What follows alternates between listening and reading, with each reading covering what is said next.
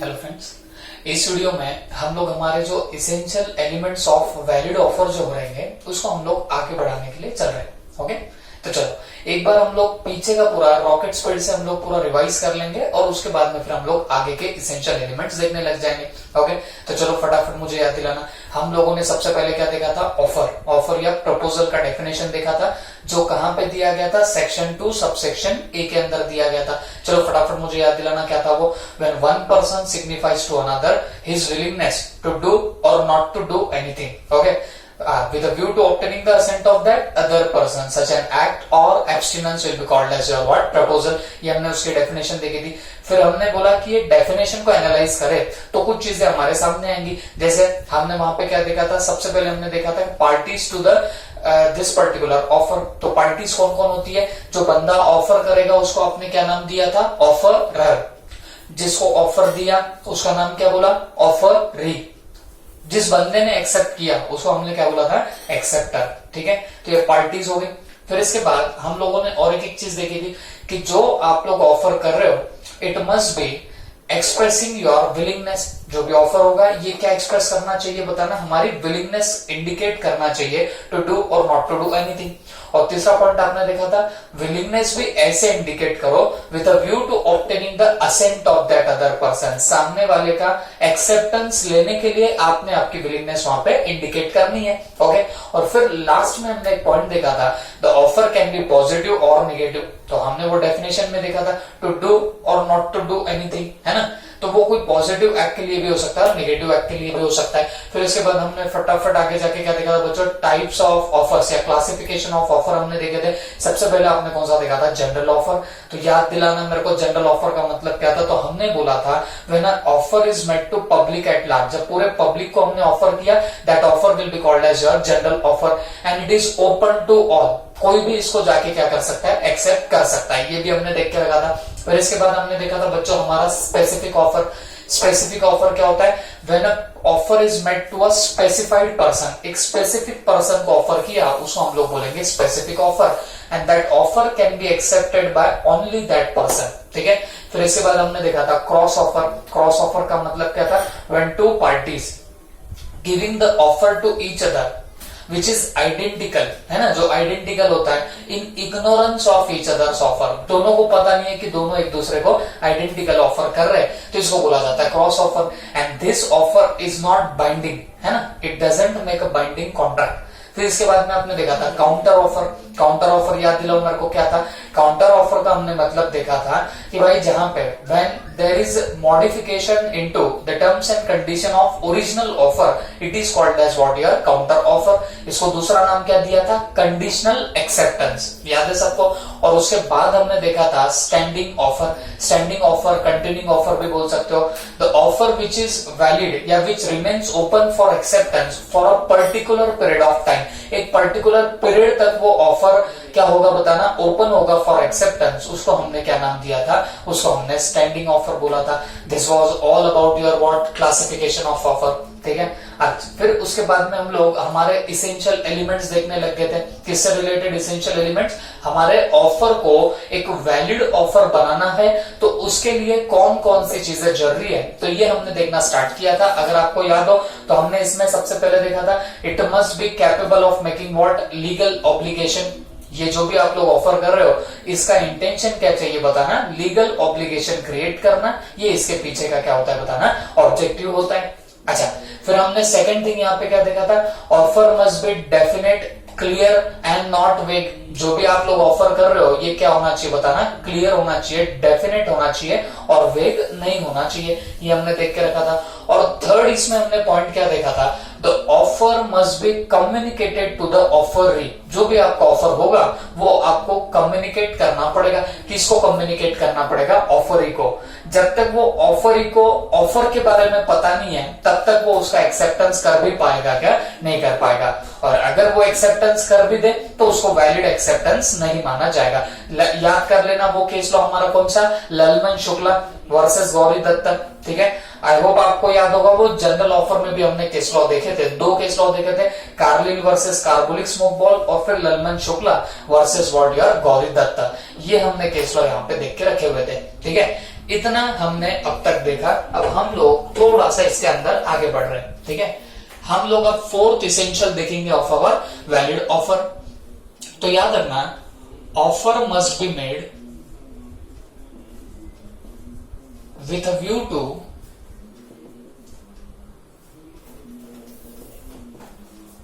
obtaining the assent of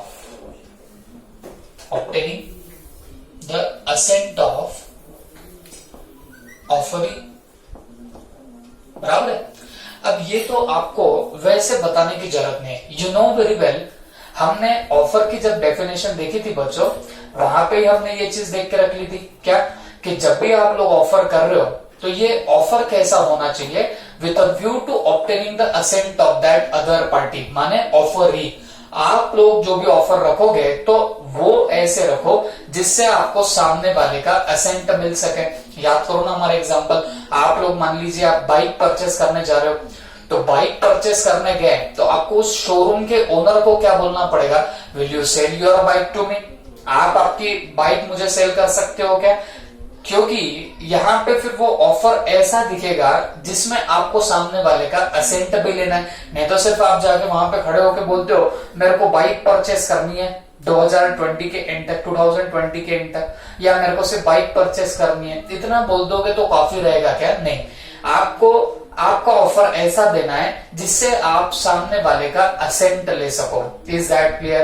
okay, तो ये आपका क्या बन जाएगा बताना, ये वाला पॉइंट बनेगा, offer must be made with a view to obtaining the assent of that offeree. ये तो आपको बहुत अच्छे से पता होगा। तो ये हुआ ये वाला पार्ट। अब इसमें और एक चीज आती है बच्चों, वो क्या, ऑफर में बी कंडीशनल, ऑफर में बी व्हाट, कंडीशनल। देखो ये पॉइंट तो हमने पहले बहुत डिस्कस किया है जब डेफिनेशन वगैरह देखी, फिर वो डेफिनेशन का एनालिसिस जब देखा था तब भी हमने इसको बहुत डिटेल में डिस्कस किया था, इसके लिए मैं इसको फर्दर डिस्कस नहीं कर रहा हूं। ओके, अब देखो ये वाला पार्ट क्या, ऑफर में बी कंडीशनल, ठीक है। कंडीशनल समझता है आपको, मतलब जो आपने ऑफर दिया उसमें कंडीशंस अटैच्ड हो सकती है। बात समझ में आ रही है आपको? Whatever offer you are making, there might be some condition attached therewith. Conditions attach वहां पे जरूर हो सकती है। आप बोलेंगे सर कोई एग्जांपल दे दो तो और ज्यादा समझ में आए, तो ध्यान से सुनो बच्चों। मान लीजिए एक कोई पर्टिकुलर बंदा है, उसने क्या किया, एक जनरल ऑफर कर दिया कि मैं मेरा पर्टिकुलर फ्लैट जो हूं मैं सेल करना चाहता हूं। ओके, मैं मेरा एक फ्लैट मैं बेचना चाहता हूं, और लेट से उसने प्राइस में निकाल ली 25 लाख रुपीस की, ठीक है। अब उसने क्या किया, पेपर में एडवर्टीजमेंट दी, आप देखते होंगे पेपर में, है ना, हे घर भाड़ा में देने आए, हे घर बिकने आए, ये आपने ऐसे सेंटेंस या ऐसे एडवर्टीजमेंट छोटी मोटी तो देखी होंगी न्यूज़पेपर में, है ना। वो क्या होता है, वो जनरल ऑफर होता है बच्चों, क्योंकि वो ओपन टू ऑल होता है। जो भी बंदा उनकी कंडीशन सेटिस्फाई करे, माने वो पैसे जाके उसको दे, तो वो बंदे को क्या करना पड़ता है, घर उसको सेल भी करना पड़ता है। ओके, तो हम बोल सकते हैं कि वो क्या हो गया बताना, एक टाइप का general offer.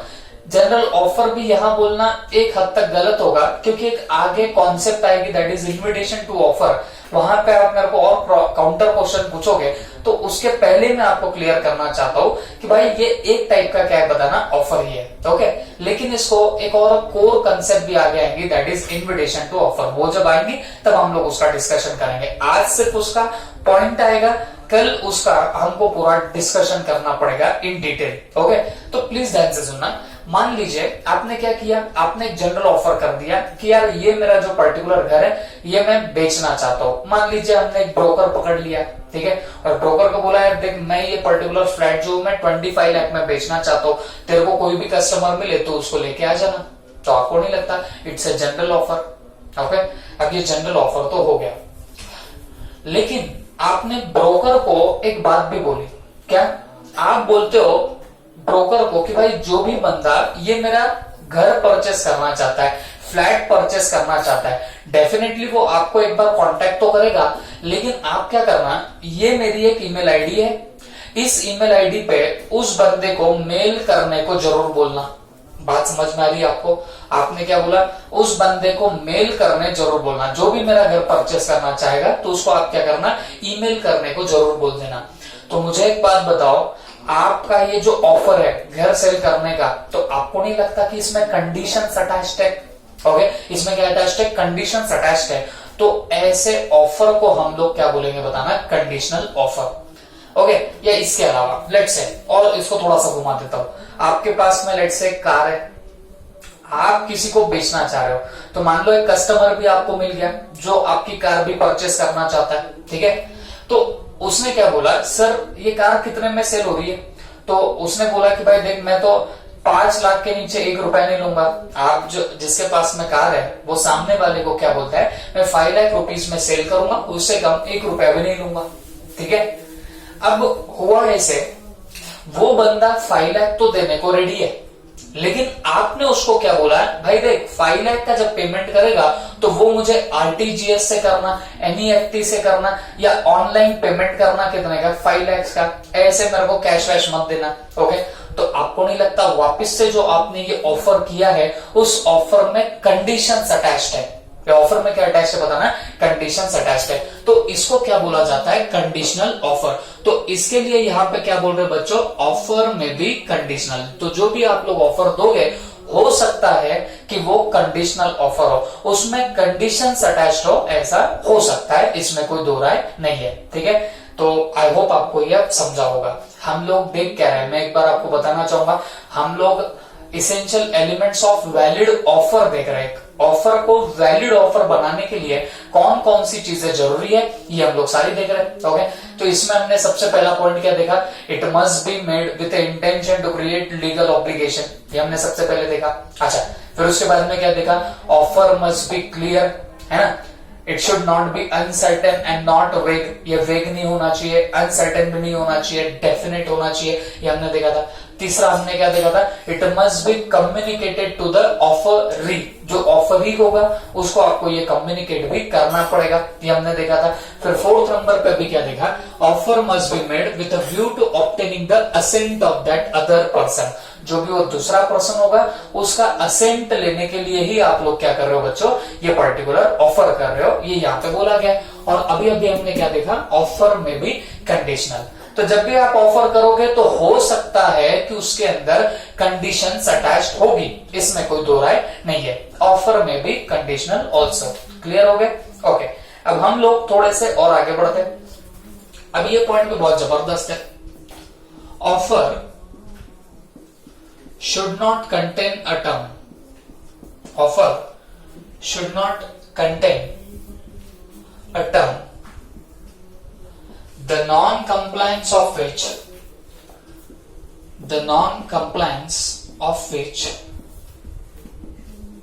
would amount to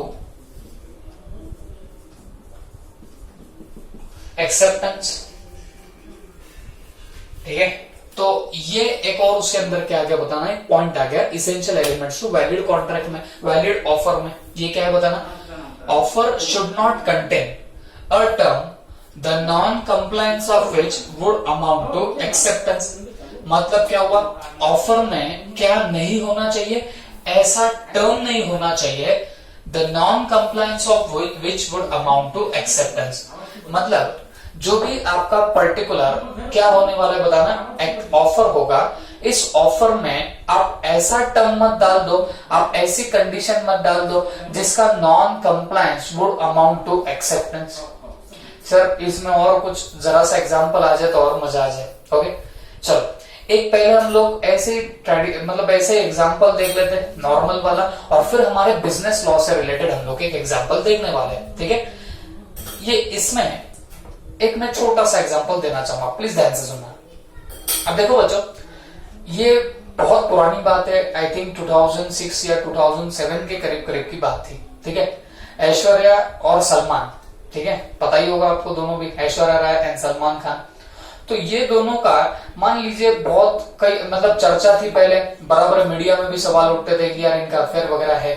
okay, और फिर सलमान खान ने क्या किया था? सलमान खान ने सीधे प्रपोज किया था ऐश्वर्या को कि यार मैं शादी करना चाहता हूं। ऐश्वर्या ना बोली। अब इस पर्टिकुलर सलमान खान ने क्या किया? इसको बड़े कॉल्स मैसेजेस वगैरह कर दिए, वो फिर भी नहीं मानी। फिर इसने लास्ट में क्या किया बच्चों? लास्ट में सलमान खान ने उसके सामने एक प्रपोजल रखा, एक ऑफर रखा। सुनिए ये कैसा ऑफर है। वो बोलता है कि देख, तू मुझसे शादी करेगी या नहीं करेगी, मेरे को 24 आवर्स में इसका आंसर देना, 24 घंटे में मुझे इसका जवाब देना। तो हाँ बोली, तब तो कोई दिक्कत ही नहीं है, लेकिन 24 आवर्स तक तो कुछ नहीं बोलती तो मैं मान लूंगा कि तूने हाँ बोल दी है। बात समझ में आ रही है आपको? तो मुझे एक बात बताओ, 24 आवर्स तक अगर वो कुछ ना बोले तो इसका मतलब क्या है, ये बंदा हाँ समझ रहा है और ये बारात लेके वहां तक चला जाएगा। ये बात किसने बोली? इसने बोली। अब मुझे एक बात बताओ, आपको नहीं लगता कि ये एक वैलिड ऑफर नहीं बन सकता? क्यों नहीं बन सकता? देखो, offer should not contain a term. Offer में ऐसा टर्म नहीं चाहिए the non compliance of which would amount to acceptance. मतलब ऑफर में ऐसा टर्म मत डाल दो जैसे वो सलमान ने डाला, क्या 24 आवर्स में तूने कुछ नहीं बोला, 24 आवर्स में तूने नॉन कंप्लायंस किया तो मैं समझूंगा कि तूने हाँ बोल दी है। बात समझ में आई? तो बात तो वही हुई ना, a term the non compliance of which would amount to acceptance. मतलब आपका ऑफर ऐसा नहीं होना चाहिए जिसमें ना में भी हाँ छुपी हो। ओके, मतलब क्या हो गया, आप जिस बंदे को ऑफर कर रहे हो तो जिसको ऑफर किया तो वो अगर नॉन कंप्लायंस करे आपके ऑफर का तो आप उसको एक्सेप्टेंस समझ लोगे, ऐसा आपका ऑफर नहीं होना चाहिए। ओके, तो जाके वो वैलिड ऑफर बन सकता है। हमारे मॉड्यूल के एग्जांपल में आता हूं। अब देखो बच्चों, एक पर्टिकुलर बंदा है ए नाम का, वो बी नाम के बंदे को एक ऑफर देता है, क्या कि हे बी, क्या तू तेरा एंड्रॉइड फोन मुझे सेल करेगा फॉर ₹5,000। बात समझ में आ रही है? ए ने बी को ऑफर दिया कि हे बी, क्या तू तेरा एंड्रॉइड फोन मुझे 5,000 में सेल करने वाला है? अगर तू 24 आवर्स में या एक हफ्ते में मुझे जवाब न दे तो मैं ऐसा मान लूंगा कि तूने हाँ बोल दिया। ओके, अब मुझे एक बात बताओ, ये भी तो वही बात हो गई। अब इस ए ने जो ऑफर दिया इसमें उसने ऐसा टर्म डाला the non compliance of which would amount to acceptance. उसने ऐसा टर्म डाला कि तूने अगर एक हफ्ते में मुझे जवाब नहीं दिया तो मैं ऐसा मान लूंगा कि तू तेरा सेलफोन एंड्रॉइड फोन मुझे 5,000 में बेचना चाह रहा है। बात समझ में आई आपको? तो ये ऐसे ऑफर जो भी हो गए वो कभी भी आपके वैलिड ऑफर नहीं बन सकते। Is that clear? ओके, तो मुझे एक बात बताओ, अगर वैलिड ऑफर बनाना है तो आपको हमेशा ध्यान रखना पड़ेगा offer should not contain a term. Offer में ऐसा टर्म नहीं चाहिए the non compliance of which, मतलब उसका non compliance would amount to acceptance. अगर उसका नॉन कंप्लायंस हुआ तो उसको एक्सेप्टेंस मान लेंगे। ऐसा कभी भी आपके एक ऑफर के अंदर नहीं होना चाहिए, तो जाके वो आपका क्या बनने वाला है, एक वैलिड ऑफर बनेगा। Is that clear? ओके, तो बच्चों अब मुझे एक बात बताओ, हम लोग जो लिस्ट देख रहे हैं तो वो लिस्ट में हमने अभी तक कौन कौन से पॉइंट्स देख लिए? फटाफट एक बार बोलना ही पड़ेगा। नंबर 1, हमने एसेंशियल एलिमेंट्स में कौन सा देखा था? सबसे पहला हमने बोला था कि जो भी आप लोग ऑफर करोगे तो वो ऑफर कैसा होना चाहिए बताना, कंप्लीट होना चाहिए, डेफिनेट होना चाहिए और वो क्या नहीं होना चाहिए, वेग नहीं होना चाहिए। ये हमने एक पॉइंट देखा था। अच्छा, उसके बाद में और एक पॉइंट हमने क्या देखा था बताना, ऑफर मस्ट बी कम्युनिकेटेड। जो भी आप लोग ऑफर कर रहे हो वो क्या होना चाहिए बताना, सामने वाले को कम्युनिकेट भी होना चाहिए। अच्छा, फिर उसके बाद हम लोगों ने एक और बात देखी थी, it must be intended to create what, legal obligation. उसका इंटेंशन चाहिए लीगल ऑब्लिगेशन क्रिएट करने का। फिर उसके बाद हमने क्या देखा, offer must be made with a view to obtaining the assent of that other person. आप सामने वाले का असेंट लेने के लिए ऑफर कर रहे हो। फिर इसके बाद क्या देखा, ऑफर में भी कंडीशनल, ऑफर जो भी कर रहे हो वो कंडीशनल भी हो सकता है, उसमें कोई दो राय नहीं। फिर हमने देखा offer should not contain a term. Offer में ऐसा टर्म नहीं चाहिए the non compliance of which, मतलब जिसका नॉन कंप्लायंस हुआ तो उसको एक्सेप्टेंस मान लिया जाएगा, ऐसा टर्म नहीं चाहिए आपके ऑफर में। तब जाके वो पर्टिकुलर ऑफर क्या बनेगा, आपका वैलिड ऑफर बनने लग जाएगा। बात समझ में आ गई आपको?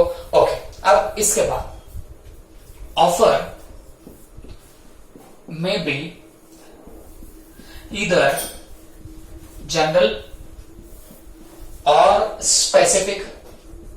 ओके, तो उसने क्या बोला, ऑफर में भी इधर जनरल और स्पेसिफिक। ये मुझे नहीं लगता कि मुझे आपको सब्सटेंशिएट करने की जरूरत है।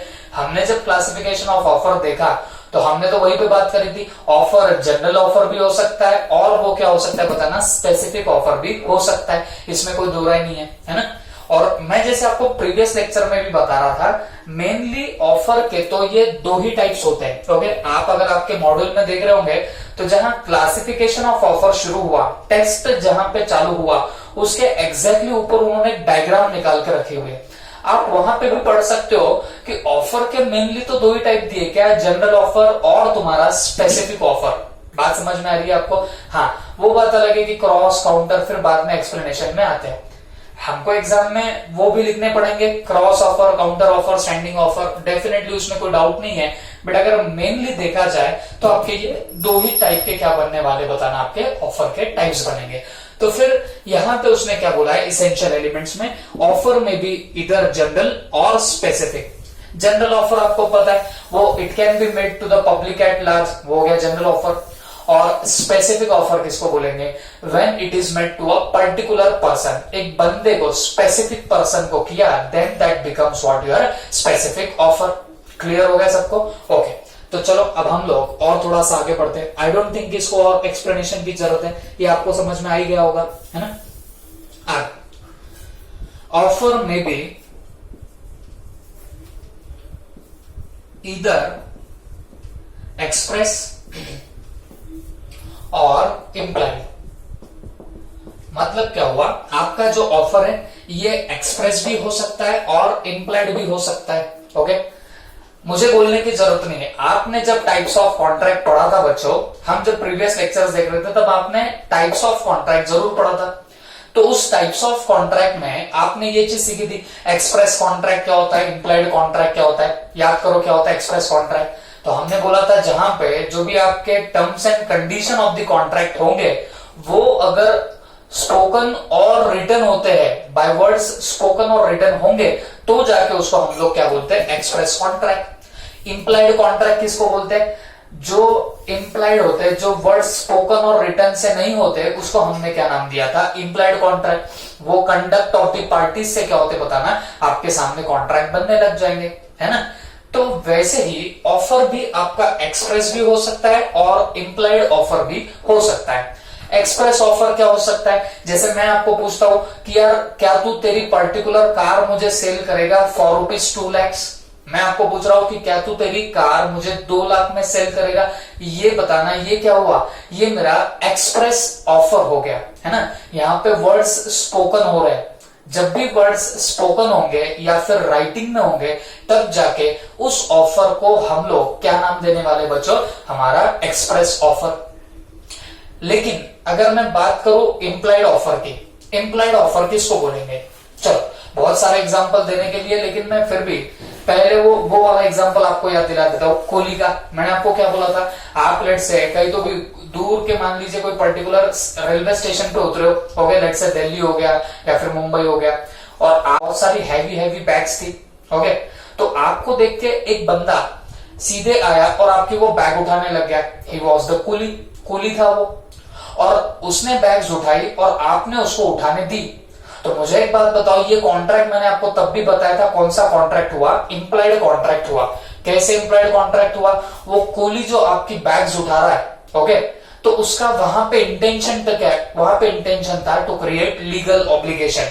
वो आपकी बैग उठा के रिक्शा स्टॉप तक लेके जाएगा और बदले में आपसे क्या मांगने वाला है, पैसे मांगने वाला है। ओके, लेकिन आप मुझे बताओ, अगर जैसे मैंने जो एग्जांपल आपको दिया, तो वहां पे ना तो वर्ड स्पोकन हुए ना तो रिटन हुए, फिर भी उसने ऑफर दिया। देखो उसने ऑफर कैसे दिया, उसके कंडक्ट से दिया। जैसे उसने आपकी बैग्स उठाई, ये उसका कंडक्ट हुआ, उसने ऑफर दे दिया था।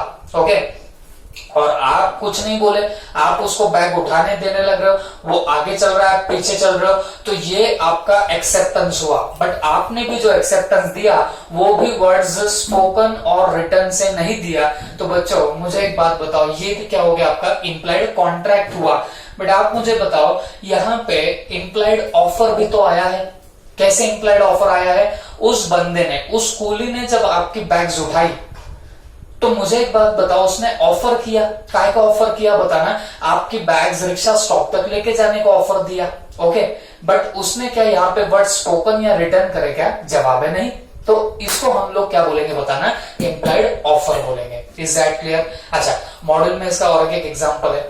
लेट से आप लोग कार चला रहे हो, ओके, और एक सिग्नल लग गया है। अब हमारे जालना की बात करें तो जालना में वैसे तो सिग्नल नहीं थे, बट अभी फिलहाल में आपको पता होंगे सिग्नल लगने लग गए, है ना, 2-3 प्लेसेस पे सिग्नल है। बट बड़ी बड़ी सिटीज में आप लोग जाओगे, औरंगाबाद, फिर पुणे, फिर मुंबई वगैरह में जाओगे, दिल्ली, वहां पे तो सिग्नल तो भाई जगह जगह पे लग जाते हैं। यहाँ तो भी गिनती के 3-4 प्लेसेस पे।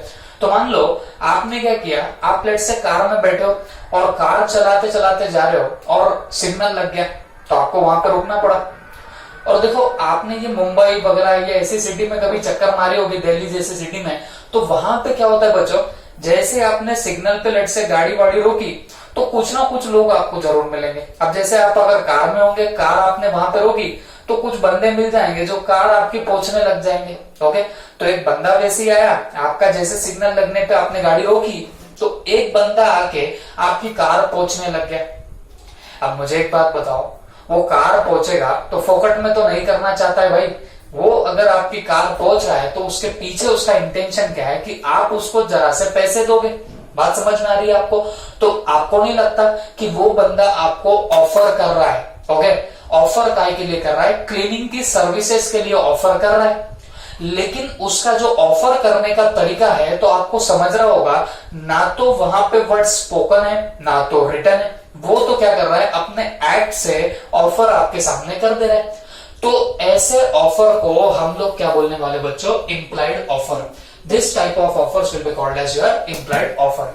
तो हमने इस पर्टिकुलर इसेंशियल एलिमेंट में क्या देखा कि आपके जो भी ऑफर होंगे that can be expressed offer और इंप्लाइड ऑफर। एक्सप्रेस ऑफर हम लोग कब बोलने वाले, जब ऑफर करते वक्त आप लोग वर्ड्स स्पोकन और रिटन करोगे, मतलब वर्ड्स जब बोलोगे या लिखोगे तो जाके वो एक्सप्रेस ऑफर बनेगा।